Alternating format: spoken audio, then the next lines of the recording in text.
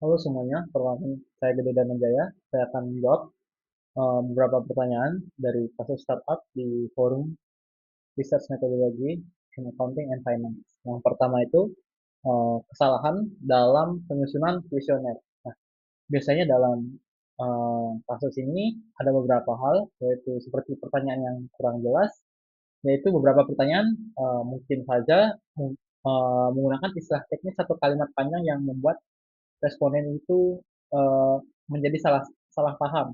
Misalnya, eh, seberapa sering Anda merasa fitur baru ini meningkatkan pengalaman transaksi finansial digital Anda. Kemudian eh, yang B yaitu kuesioner biasanya terlalu panjang. Eh, Responden itu akan cenderung kehilangan fokus jika jumlah pertanyaan itu terlalu banyak. Atau mungkin pertanyaan yang diberikan dari peneliti terlalu monoton. Kemudian untuk yang C adalah urutan pertanyaan yang kurang logis. Maksudnya itu adalah ketika kuesioner itu tidak disusun dari yang pertanyaan sederhana, lalu menuju ke pertanyaan yang lebih kompleks, jadi responden itu bisa bingung ketika mereka kehilangan konteks. Eh, jadi saya menyarankan untuk eh, memulai dengan pertanyaan yang lebih umum dulu, menuju ke pertanyaan yang lebih spesifik. Nah, eh, kemudian kombinasi pertanyaan dari close-ended dan open-ended. Nah, untuk yang pertama yaitu close-ended. Nah, close-ended ini akan memberikan data terukur dan mudah dianalisis secara statistik. Kemudian yang B eh, membantu mengidentifikasi pola umum eh,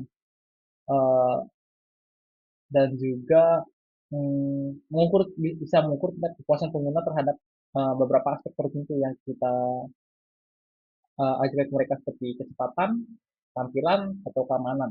Nah, kemudian untuk yang B yaitu open ended itu memberikan penjelasan kualitatif di balik angka statistik dan juga membuka peluang bagi responden untuk menyampaikan opini, keluhan atau saran yang mungkin tidak dijangkau dalam pemilihan jawaban tertutup.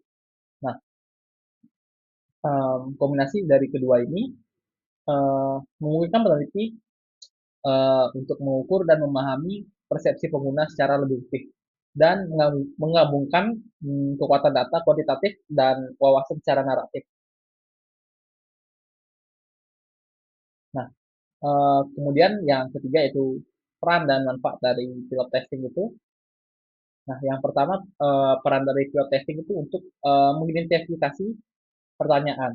Nah, seperti pertanyaan yang membingungkan, yang tidak logis atau mungkin sulit dipahami oleh responden.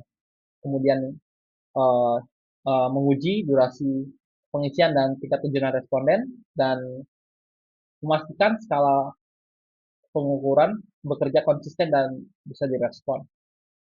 Kemudian untuk pemanfaatannya itu seperti memperbaiki redaksi pertanyaan yang butuh tafsir dan juga menyederhanakan tata letak dan jumlah item agar lebih ringkas. Dan yang terakhir yaitu menguji reliabilitas dengan analisis awal untuk agar peneliti itu bisa melihat konsistensi jawaban. Nah, mungkin itu saja jawaban dari saya. Terima kasih.